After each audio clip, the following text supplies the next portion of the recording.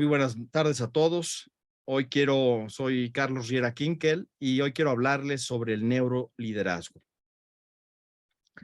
Bueno, pues neuroliderazgo es un aspecto sumamente interesante que lo considero como la herramienta empresarial que verdaderamente transforma. Las leyes herméticas del universo nos dicen que todo es mente y lo que es arriba es abajo. Es entonces donde la transformación que se produce entre la materia y la energía no es otra cosa más que la aplicación de esas leyes del que todo es mente. Semánticamente, la palabra hombre significa om como Dios y braobre, puerta. Entonces nosotros somos la puerta a Dios. Este hombre o este om lo voy a definir como el ser humano, la organización o el mundo en general. Es por eso porque las leyes aplican exactamente igual en lo general que en lo particular. Esta otredad, que se refiere a la diferenciación de ese elemento del om, tiene que generar una membrana o una separación entre el medio interno y el medio externo. Esa membrana semánticamente quiere decir mem agua o mente, bra puerta y anas fuerza. Entonces, esas fuerzas que están interactuando generan un movimiento que autosustenta. La vida no es otra cosa más que la capacidad de autosustentar su movimiento a través de la energía que maneja. Y lógicamente, si maneja energía, esta se ajusta a las leyes de la termodinámica de este ser o de este ser social en base al trabajo.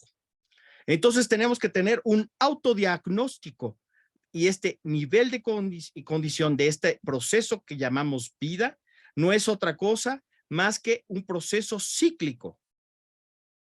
El ser vivo desde el punto de vista ontológico, como les he dicho, tiene dos particularidades, la otredad y el movimiento.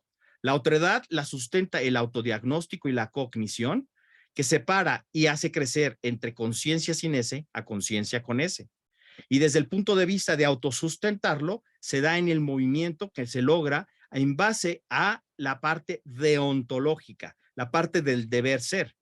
Ambos construyen la misión, la visión y los valores. Si nosotros vemos la palabra líder y la vemos como un palíndromo, la leemos como redil. El líder lo que debe hacer es salirnos de ese redil que genere ese cambio mediante la cognición. De tal forma que las neurociencias nos otorgan esa neurocondición que no es otra cosa más que el equilibrio entre el cerebro triuno que se da entre el neurocórtex, sistema límbico y el complejo reptídico. En el edificio de la civilización humana y en el desarrollo de esta neurocondición, diremos que la inteligencia semánticamente quiere decir inter, dentro, ligencia, elegir. La capacidad de elegir hacia adentro, en el equilibrio entre lo racional, lo emocional y lo social. La inteligencia surge entonces de la experiencia, de ese factor humano que conlleve y que vive la experiencia, donde la realidad subjetiva, objetiva e intersubjetiva, como lo describe Yuval Noah Harari en su libro Homo Sapiens, dice que cuando se reúnen más de 50 personas, todos se reúnen intersubjetivamente a través de un mito. Y este mito no es otra cosa más que la misión, la visión y los valores. Cualquier organización debe funcionar y la debemos entender como si fuera un sistema vivo, un organismo vivo, cuyo factor humano es la piedra angular del desarrollo, es la neurocondición y la neurocognición que establece el movimiento y la termodinámica social sustentada a través del autoconocimiento y la autosustentación. Es entonces donde la neurocondición y el neurolíder debe entender cuáles son los vectores de cambio que hacen que el líder con conciencia, con S, se transforme y tenga la capacidad de hacer los cambios, de ajustar los cambios en base a los requerimientos de la organización, donde esa vida genera el movimiento y la potencia y autosustenta a ese ser. Y ese ser puede ser un ser social, y esto se llama darwinismo social. El neuroliderazgo condiciona la neuroplasticidad y la neuromodulación a través del neurofeedback y los mecanismos de peak performance o bien de máximo desempeño.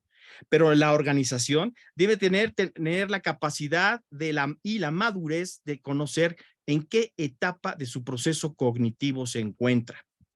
Desde el punto de vista de la Organización Mundial de la Salud, Decimos que la salud es el equilibrio biopsicosocial, pero el 65% de la población del mundo requiere de una atención psicológica o psiquiátrica algún día de su vida.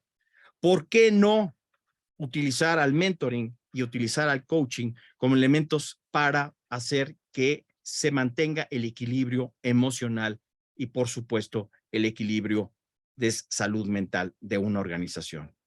Puesto que la inteligencia y el líder está dada por tres tipos de inteligencia: la inteligencia racional, la inteligencia emocional y la inteligencia social. La inteligencia racional establece la integridad personal, la capacidad de toma de decisiones, mientras que la emocional establece la curiosidad, saber escuchar, el arte de preguntar, la imaginación, la autosatisfacción y la fortaleza emocional. Mientras que la inteligencia social establece la autoridad, la capacidad de otorgar reforzamientos positivos y de entusiasmar a toda la organización. El doctor Norman Dodge nos habla de que el cerebro se cambia a sí mismo. Esa afalacia donde se decía que con los 18 años que tenías era el cerebro con el que te ibas a morir. Eso es absolutamente falso. Se establece que existe una neuroplasticidad y que en esa neuroplasticidad nos estamos cambiando constantemente.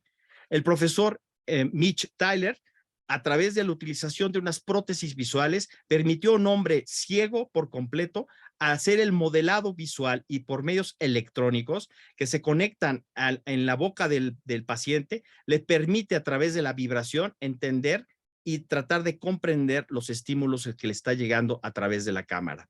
De la misma forma, esta paciente que perdió el equilibrio y su capacidad proprioceptiva permite lograr su equilibrio a través de este sistema con lo que ustedes están viendo que está conectado en su boca. El doctor Paul Bach-Bacherita nos habla que la neuroplasticidad es un elemento fundamental y que estamos constantemente regenerándonos, estamos generando nuevas neuronas y que la neuroplasticidad verdaderamente existe. La doctora Bárbara Arrowsmith, quien vivió en carne propia una serie de problemas cognitivos que se relacionaba con algunos síntomas que ella logró identificar y aplicar en sus pacientes. Pero llegó a sus manos este libro escrito por el doctor Luria, que consiste en hablar de las características que tenía este hombre de un mundo destrozado, que consistía en una lesión cerebral en un soldado ruso, quien exactamente en la encrucijada entre la región occipital, parietal y temporal, sufrió una lesión por arma de fuego. Y entonces, si logramos tener o restablecer las vías alternas o las vías neurológicas alternas, podemos reconstruir la función. Pero ¿qué pasa cuando tenemos una lesión difusa? Como es el caso del uso de la quimioterapia en las lesiones cerebrales difusas. El ejercicio mental puede evitar que se lentezcan y podemos utilizar estos sistemas para poder, a través de las vías subyacentes, poder transformar al cerebro. Otro de los ejemplos es el de Edward Taub, donde en pacientes con infartos cerebrales se les coloca en la mano no lesionada, en el segmento no lesionado, se les coloca un guante que les evita la utilización de ello. Lo que estamos provocando es que el cerebro genere una aferenciación con el objetivo de que sustituya la función del segmento contralateral. Pero también el doctor Álvaro Pascual Leone en Brasil nos dice que los pensamientos también pueden generar esta plasticidad. Los pensamientos positivos o negativos también afectan la plasticidad del cerebro mediante los comportamientos ritualísticos. Entonces, desde el punto de vista del electromagnetismo sobre el cerebro, es posible también modular y modificar estos principios. Él descubrió también que en el espectro autista existe una hiperplasticidad. Es por eso que reaccionan con una hiperreacción o una hipersensibilidad a muchas de las cuestionantes del fenómeno del espectro autista. El doctor Ramachandran es un científico que trabaja sobre el proceso de la visión mano-rostro. ¿En qué consiste? Este es un ejemplo de un paciente que tenía dolor de órgano fantasma, tenía amputado el brazo izquierdo. Entonces empezó a trabajar con este paciente con el objetivo colocándole un espejo y entonces logró verdaderamente engañar al cerebro y lograr que se desapareciera el dolor del órgano fantasma. Entonces, quiere decir que las ilusiones, la visión y la imaginación también pueden funcionar en base a la empatía que se genera en esas neuronas espejo, La resiliencia y la neuroplasticidad también están integrando, formando parte de este proceso. Jordan Grafman demuestra que una paciente que nació con ausencia de un hemisferio cerebral, el cerebro contralateral pudo suplir la función del otro. La doctora Gema González nos dice que para ser líderes tenemos que tener un conocimiento de este ser y este líder que llevamos dentro, que debe aportar valor bajo los conceptos del humanismo, donde construya ese ser social y que se adapte correctamente a esta revolución tecnológica y la transformación digital. Pero este neurolíder tiene como principio generar y fomentar el adecuado ejercicio, puesto que el ejercicio hace y aumenta las neuronas que se encuentran en nuestro cerebro. También, a base a la dopamina, estimula los mecanismos de gratificación, serotonina, el estado de bienestar, la oxitocina, la confianza, y la endorfina reduce el estrés. Pero el cerebro no le gusta cambiar, el cerebro no le gusta la incertidumbre. Entonces, para poder generar nuevos circuitos cerebrales, debemos provocar este cambio y estimular la neuroplasticidad a través de evitar la actitud autómata del cerebro en base a la conciencia y a la voluntad. Pero muy importantemente, utilizando las relaciones sociales como elemento detonador. Por eso, el cerebro, al evitar la incertidumbre, debe utilizar la voluntad y la conciencia para lograr nuevos circuitos cerebrales en base a relaciones sociales y necesidades físicas. El cerebro, si lo contemplamos como el elemento interno y la parte externa, diremos que el cerebro moldea al cuerpo y el cuerpo moldea al cerebro. Es entonces donde los efectos de la epigenética o bien de la alimentación están participando, así como el de la meditación. La neuroplasticidad también se da bajo el fenómeno de que la memoria o los recuerdos generan y modifican esos mapas mentales que nos dan origen a nuevos mapas mentales que nos darán la libertad, puesto que al vivir con mapas mentales no estamos haciendo otra cosa más que vivir en la esclavitud o en el cautiverio, y que ésta nos explique el por qué y el para qué de las cosas. Si nosotros tomamos en cuenta que el cerebro truno como si fuera una palma de una mano, diremos que el pulgar es el sistema límbico, mientras que los dedos son la corteza cerebral, el encéfalo es la palma y la médula espinal es la muñeca. Entonces tenemos que trabajar con un cerebro con el puño cerrado, con el objetivo de integrar las tres partes del cerebro truno. Este pensamiento se refiere a esta percepción que se integra y se asocia, generando la experiencia tangible por el medio del conocimiento e intangible a través de la subconsciencia, en donde están trabajando la razón y la emoción bajo ese diálogo interno entre diálogo interno y diálogo externo que establece la negociación y, por supuesto, la respuesta. Pero ¿qué es lo que marca la diferencia? El cerebro te muestra lo que tú quieres ver. El líder entonces tiene que inspirar para contar esa historia, para conectar con los demás, para ser auténtico, para establecer sus autodiagnósticos y ser coherente, influir, escuchar, comprender y generar la correcta comunicación. El meditar también es una parte fundamental del neurolíder. El entrenamiento mental ejercita el cerebro, el tratar de que la corteza prefrontal izquierda se estimule y que la corteza prefrontal derecha se reduzca. Entonces, estos líderes deben inspirar, deben ser congruentes y tienen que tener una actividad efectiva. Esa genera una resiliencia, como nos hablaba Richard Davidson, donde los efectos emocionales de los pensamientos positivos actúan correctamente a través de la meditación, generando la resiliencia, el pensamientos positivos, el proceso de incrementar la atención y la generosidad.